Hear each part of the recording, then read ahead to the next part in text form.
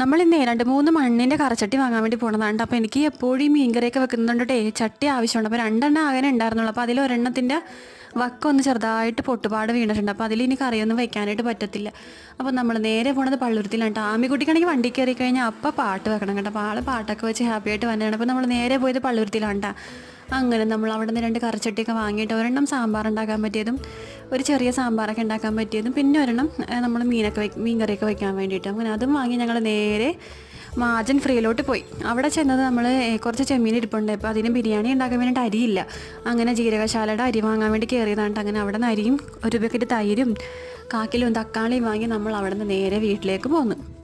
എന്നിട്ട് നമ്മൾ വണ്ടിയിൽ നിന്ന് എല്ലാ സാധനങ്ങളൊക്കെ എടുത്ത് നേരെ വീട്ടിലേക്ക് നടന്നിട്ടാണ്. വീടെത്തിയപ്പോഴത്തേക്കും ഇതാണ്ട് എൻ്റെ കറച്ചട്ടി, ഞാൻ വാങ്ങിയ ചട്ടി ഇതാണ്ട് അവിടെ വെച്ച് കാണിക്കാനായിട്ട് പറ്റിയില്ലേ. അപ്പോൾ എൻ്റെ പൊട്ടിപ്പോയ ചട്ടി ഞാൻ കാണിച്ചു തരാം. നല്ല മയങ്ങിയ ചട്ടിയായിരുന്നിട്ട് എനിക്കത് ഇഷ്ടപ്പെട്ട ചട്ടിയായിരുന്നു, പക്ഷെ പൊട്ടിപ്പോയി.